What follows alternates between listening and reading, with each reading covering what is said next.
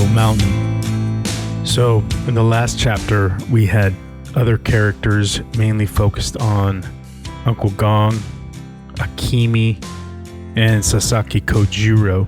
Now the book comes back to Musashi, and it comes back to him in a way where it's not focused on his fights and his battles with other humans. It's focused on his battle with himself, his spirit, his longing for something other than material stuff, which sets him apart from all the other warriors. Here, this chapter is entitled Eagle Mountain, and this is where he spends a lot of time out in nature, up on the mountains in solitude, more or less thinking, more or less consulting the rivers, the eagles, the trees, just the earth, right? And I'll read here, he gets injured not from a sword fight, but just from an element of the earth, just something, I believe it's a nail. And Musashi tries to figure out how he allowed that to happen, in which he believes he's still immature and isn't ready for the life he's pursuing. So, and here we go. When he reached the little town of Yokkaichi, he limped painfully to the stall, ordered a box lunch, and sat down to eat. One of his feet was bandaged around the instep because of a festering wound on the sole, which explained why he had chosen to rent a horse rather than walk. Despite his usual habit of taking good care of his body, a few days earlier in the crowded port town of Narumi, he had stepped on a board with a nail in it. His red and swollen foot looked like a pickled persimmon, and since the day before, he had had a fever. To his way of thinking, he had had a battle with a nail, and the nail had won. As a student of the martial arts, he was humiliated at having let himself be taken unawares.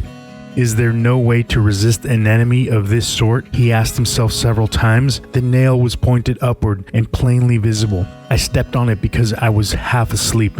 No, blind, because my spirit is not yet active through my whole body. What's more, I let the nail penetrate deep, proof my reflexes are slow. If I'd been in perfect control, I would have noticed the nail as soon as the bottom of my sandal touched it. His trouble, he concluded, was immaturity. His body and his sword were still not one. Although his arms grew strong every day, his spirit and the rest of his body were not in tune. It felt to him, in his self-critical frame of mind, like a crippling deformity. Okay, there it is. So he's learning day by day of everything. This wound here prompts him to go to the mountain for healing. He tries to heal himself, and he goes to these little houses and tries these remedies and potion here and lotion here, and he can't fix his foot. So ultimately what he does is he ends up going to the mountain, and that's where he heals. So I'll read a little bit more, a few excerpts here. So he couldn't remember how many warriors he had clashed with. There had been dozens of them, all well-trained, superior swordsmen. It was not hard to find an able swordsman. What was hard to find was a real man. While the world was full of people, all too full, finding a genuine human being was not easy. In his travels, Musashi had come to believe this very deeply, to the point of pain, and it discouraged him. But then his mind always turned to Taquan, for there, without doubt, was an authentic, unique individual. I guess I'm lucky, thought Musashi. At least I've had the good fortune to know one genuine man.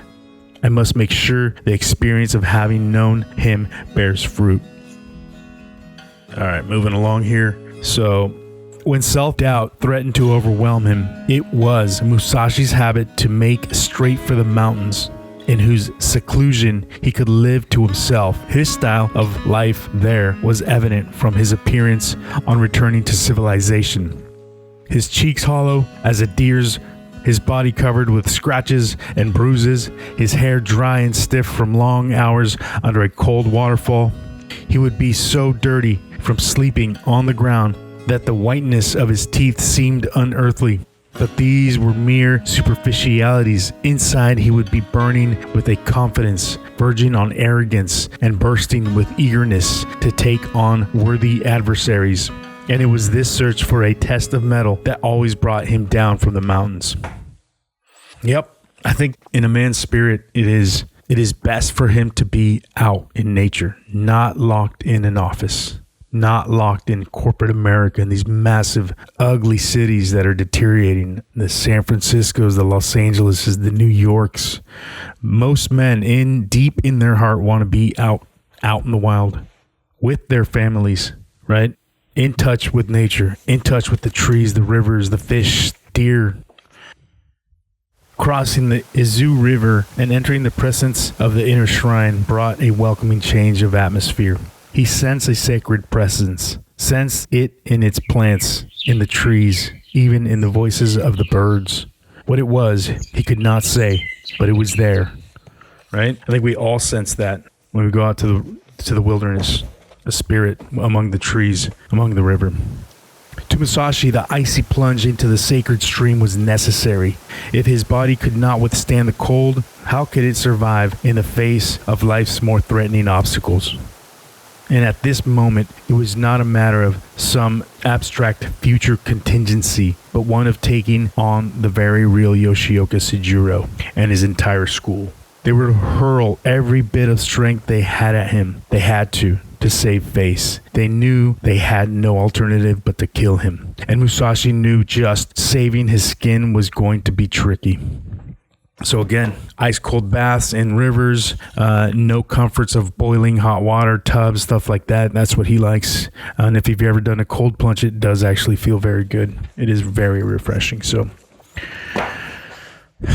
back to the book. The instant he realized he had reached the top, his strained willpower snapped like a bowstring.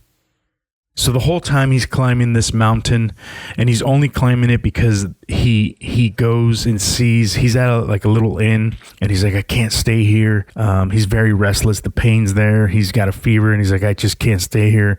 Being in the comforts of this little hotel is not going to heal me. So he looks out, sees the peak of this mountain, and he sees what he thinks is Sheki Shusai, the old master from the Yagyu Valley that couldn't fight him or was not able to meet with Musashi. So he sees him symbolically in the mountain, says, hey, I got to go meet with Sheki Shusai. So he makes it his mission to go to the top of the mountain, even though he's got a fever and his foot is injured. Here we go. The instant he realized he had reached the top, his strained willpower snapped like a bowstring. The wind at the summit showered his back with sand and stones.